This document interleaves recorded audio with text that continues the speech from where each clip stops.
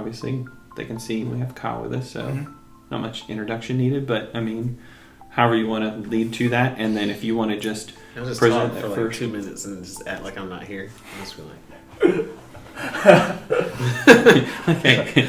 Oh, we have a guest! Oh, hey! This is a good way to start, I think, right? Friday? This Friday? Friday! You can move the mountains. Yeah. You can move. Oh. You can move the mountains. You can move the mountains.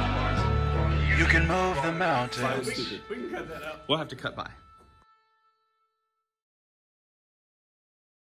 If you ever find yourself in that position, just read the Bible. Yeah. Right.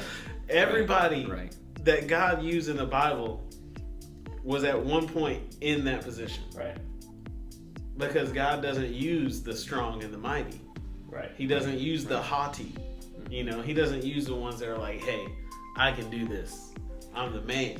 Well, you even see that with Saul, right? I mean, the Bible says that God allowed Saul to be appointed as king because that's what the people wanted. They wanted somebody of great stature and all that, but ultimately you see through his life, not that he wasn't appointed or even anointed to some essence by God.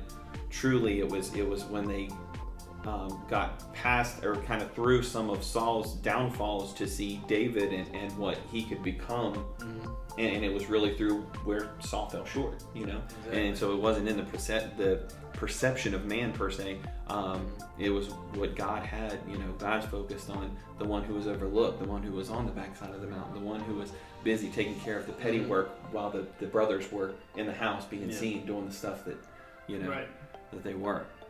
So kind of walking through that, maybe we'll end this little segment talking a little bit about, you know, you talked about your kind of development and walking through these positions and how God had called you and different things you've done or different roles you've had through ministry and through life here in our section and even for our district. But I got to imagine that, you know, being voted in then as youth president and even from a sectional level, there's a lot more that goes into the youth position, the youth president position and that role. And not just, you know, the big things like a camp or convention, because you would be plugged into that a little bit, but all of this all at one, kind of at the helm there, helping lead this team of you know, sectional leaders that are working there. Can you give us a little bit kind of, I don't know if I want to say behind the scenes really, but you know, I'm sure there's a lot that people don't think or see. They see the title and they see that, hey, you get to speak at youth convention every year as the youth president, or at camp, you know, for the day session or for this or that or whatever because of the position. But so much more goes into all that than Absolutely. that. So a little bit about that maybe. Yes. It's pretty much a constant. Like I get up in the morning and, you know, I do my devotion and it's immediate. It's like, what can I check off the list today? Like, you know, what can I do for North Carolina youth and it's so much planning. Yeah. It's so much communication, you know, with different people, and it's really a lot. And for anybody out there that's watching and you're like, man, I want to be youth president one day, start now and get some order and get some discipline. Exactly. Yeah. Discipline yourself now, because it's a big task, and it's really not you know, all day every day thing where I'm like, okay, these are my hours. Like, I don't say, you know, this is my hours for youth president this week, Monday, Tuesday, and Thursday. You know, that's when I'm putting it in. It's pretty much all the time. Like, I'm thinking about it, and then I start pulling triggers on little things that I've thought about. And just for example, summer tour. So much went into summer tour. Oh, I bet. All of that, you know, so many hands were involved, and all of that everything came together so well. You know, all of the events were great. Each one of them were awesome. Speaker was great. But before I even had a chance to talk to the team about it, there was this long period of the brain. What are we gonna do? Yeah. I don't know what we're gonna do. Different text messages to youth team members, like our great Section 2 leader right here. Just getting thoughts, getting ideas. Back and forth, and finally we come to like, this is something that might be a good deal. And getting board approval before you even. Yes. Then talking to the board about it. Then making sure the speaker could be there.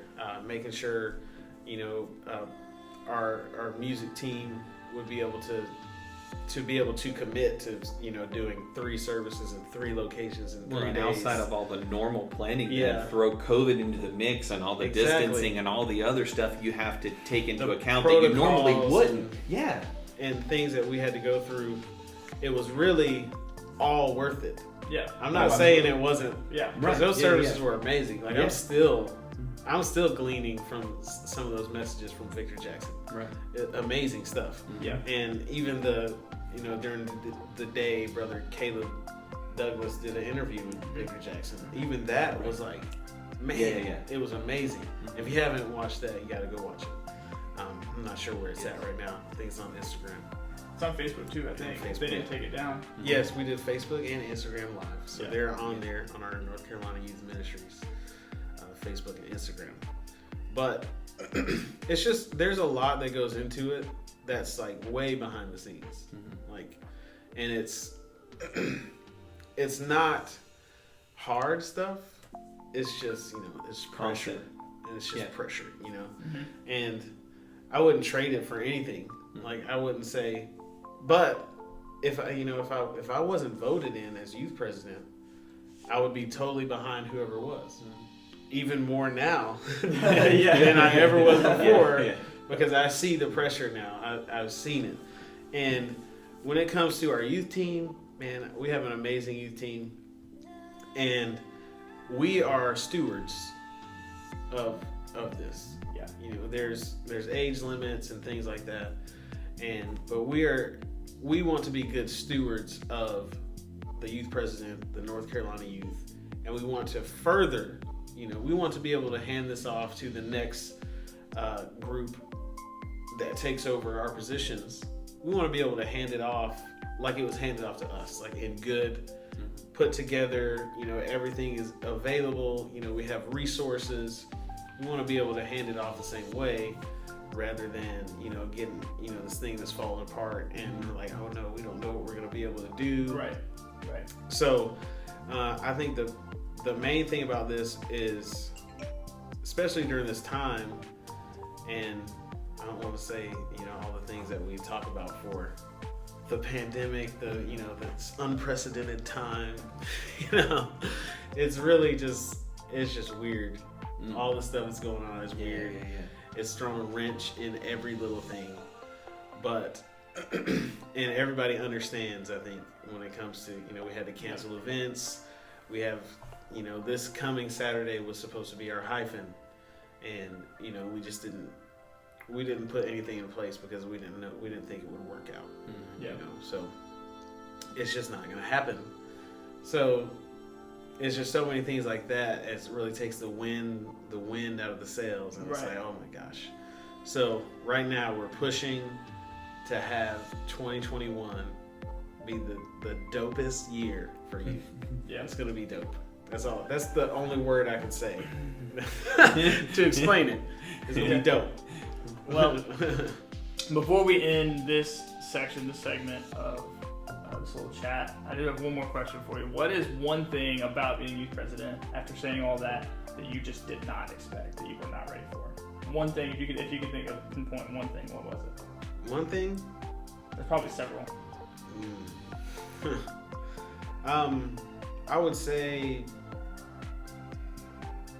I don't know if I can say this.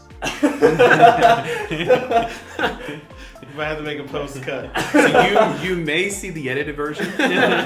We'll see. No. Subscribe now. And if you go to our Patreon channel, no, I'm joking. I would say I would say like the financial side of it Mm-hmm. was not something that I really expected.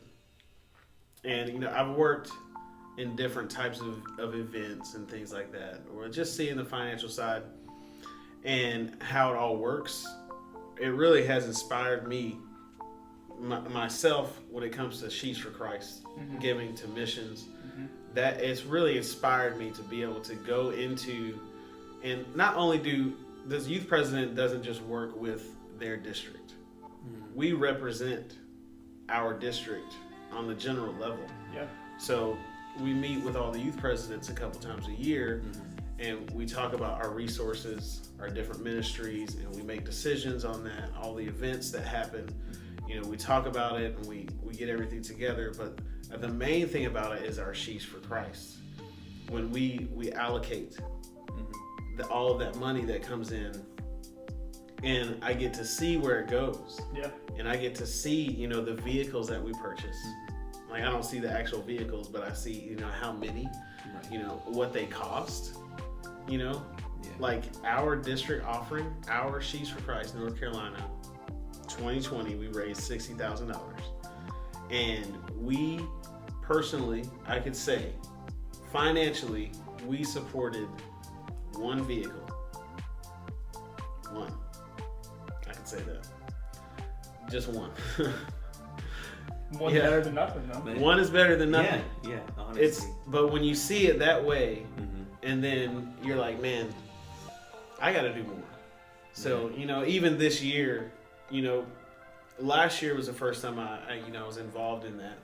So this year it was like, man, I have to do my own. So like I started selling stuff, you know, all of my music lessons that I've done since April, you know, all that's going to Sheets for Christ. So that's like, I'm personally doing it now. I would give before, you know, I'd just write a check, but I wouldn't really get involved in like raising money for missions and making a real, like a sacrifice. So this is my sacrifice this year. I'm doing it, you know, raise a little bit over 1,000.